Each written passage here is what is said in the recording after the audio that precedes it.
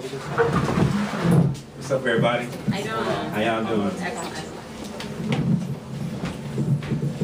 Everybody's sitting down. I didn't bring any poems, and just for the reason of reading on the phone that we just saw. I won't attempt that feat. But I have a little something, some prose. I hope I don't bore you to death. We'll see what happens, right?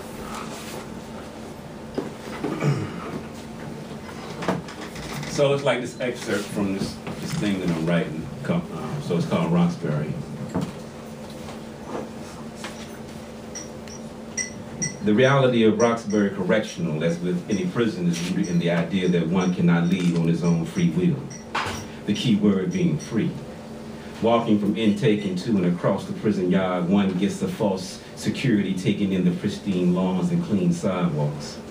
One could be visiting a gated college campus in a rural town if not for the razor wire circling the complex, which includes 3 housing units shaped into a triangle. The Rottweiler snapping jaws immediately destroy this fantasy. A few paces further, and the guard tower comes into focus against the backdrop of a cobalt sky. One can't help but think about the index finger more than willing to squeeze the trigger, the scope, barrel, and mirror shades following every inmate's footstep. 11 p.m. lock-in instigates a crippling silence in cell 16 until the doors roll back at 4:30 a.m. for breakfast. We empty ourselves into a stream of human flesh migrating towards the dining hall, which is 100 yards opposite the housing unit. Our bodies blend together effortlessly. We could be a herd of cattle going to graze before sunup. Midway to the entrance, with the sun's orange peeking through dawn's steel gray, a man moans, his staccato breath echoing through the further green valley that the prison is located in. The man drops to the ground with masking tape from the handles of a shank protruding from his stomach. Breakfast has to be eaten, so we each step over the bloody body without conscious thought or remorse. This is the moment where the subtext of prison reveals itself. It is evident that prison is an outdated idea created by law in order to protect our society from anybody deemed criminal. Yet the prison rarely protects the prisoner from the same terror it claims to be against. But more than that, episodes like this only condition the mind to be more callous, more hardened to one's everyday surroundings and interactions. It is a system that breeds anger and hatred. There are folks already in my housing unit who can vouch for my street credibility, that I am a legendary dude who hustled and played as fair as one could in the cutthroat game of hustling. This is a place where reputation on the outside can help your status on the inside.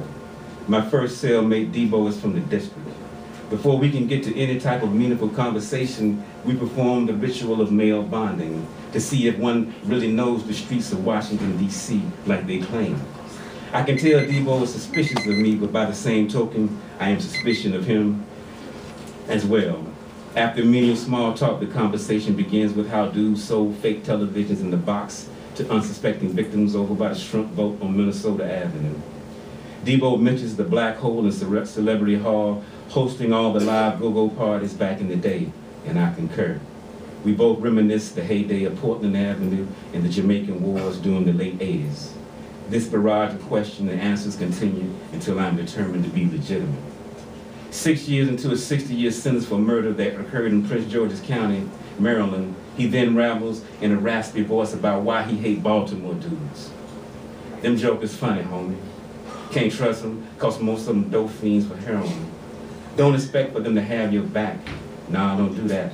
If anything, they gonna light your ass up given the opportunity. Debo is 22 years old, and the state of Maryland tried and sentenced him as an adult. He knows nothing about manhood but what he learned behind iron bars. The older inmates serve as his role models and mentors, the closest thing to a father he will ever know. Roxbury is where he grew up and perhaps will die. The next day I move across the hall by way of the evening exchange.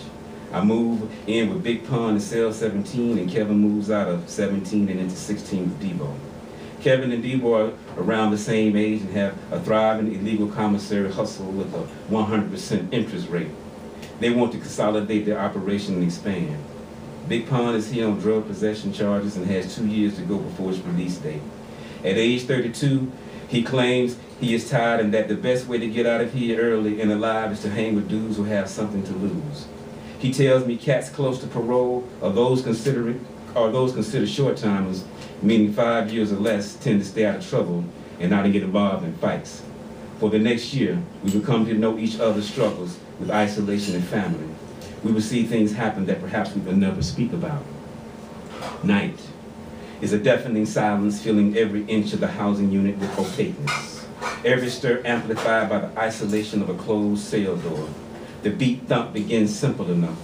It is an intensive percussive, drawing on West African influences called go-go, the indigenous music of the District of Columbia. 2 doors down in cell 19, Sebastian got the go-go fever induced by mail call after shift change.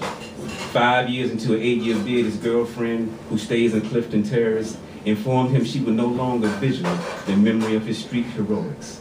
His image has faded from the landscape, and so would she. There is no question the right-fisted ball, driving the cadence like a conductor calling out to a crew of Gandhi dancers laying 8-foot railroad track. Get a grip in your hand, whoa, nah. Work with it, chillin', whoa, nah. The left hand, palm open, balances the driving narrative of gut-bucketed pain, much like a Marlin driving 6-inch spikes into the cross ties. Let it swing on down, whoa, now. A combination of spiritual blues, work songs, and part field holler. Sebastian bangs, pulling each man to the edge of his bunk to listen to the coded message thump on the metal desk, doubling as a djembe. For 5 minutes, he holds us hostage with language with the same beat, the same goddamn beat, exhibiting how the written language can kill the human spirit. Then he releases us to a much faster, more complicated syncopation, the reverberated echo unique to each man's current temperament. So we wallow long and hard in that temperament. If it were not for the razor wire blocking him from a dead-out sprint, Sebastian would sprint, scale the fence, and evaporate into the known world. He can't.